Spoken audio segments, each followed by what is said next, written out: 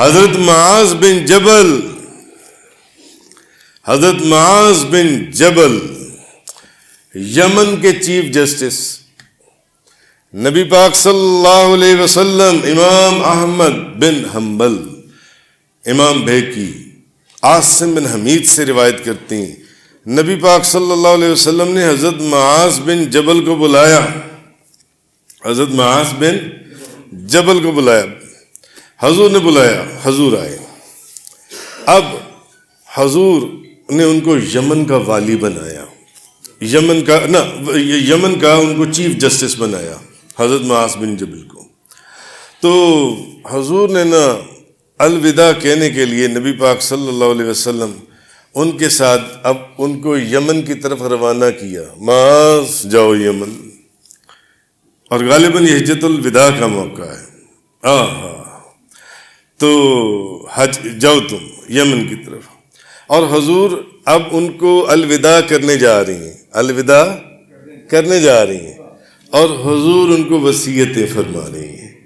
حضور فرما رہے ہیں معاذ اگر ایسا ہو تو ایسے کر لینا، اگر ویسے ہو تو ایسے کر لینا، اگر یہ ہو تو پھر اس طرح، اچھا یہ کیسے کرو گے، اچھا وہ کیسے کرو۔ حضور انہیں سمجھا رہے ہیں، بتا رہے ہیں، پڑھا رہے ہیں، اور کچھ وصیتیں فرما رہے ہیں۔ وہ کہیں یا رسول اللہ بالکل ٹھیک ہے، یہ میں ایسے کر لوں گا، یہ میں ویسے کر لوں گا۔ جب حضور وصیتیں فرما چکے، اب حضرت معاذ بن جبل روانہ ہونے لگے یمن کی طرف۔ جب جانے لگے نا تو حضور نے ان کو آواز دی، حضور نے کہا معاذ، روکا، حضرت معاذ رکی۔ حضور نے فرمایا معاذ ایک بات اور بھی سنتے جاؤ، یہ جو آج میری اور تمہاری ملاقات ہو رہی ہے یہ آخری ملاقات ہے، اس کے بعد اب تمہاری اور میری ملاقات نہیں ہے۔ جب تم واپس آؤ گے نا معاذ تو تم مجھے نہیں پاؤ گے، ہاں مسجد نبوی میں، مدینہ شریف میں میری قبر پہ آؤ گے۔ حضرت معاذ نے جب یہ خبر سنی تو آپ برداشت نہیں کر سکے اور زارو کتار رونے لگے، زارو کتار۔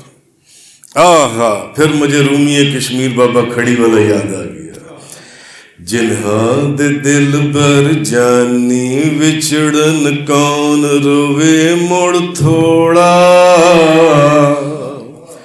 جنہاں دے دل بر جانی وچڑن کون روے مڑ تھوڑا، سب روگاں دا روگ محمد جس دا نام وچھوڑا، قسم خدا دی پناہ خدا دی اوکھے زخم جدائیاں، پچھلے لوگ جدائیاں کولوں دیندے گئے دہائیاں۔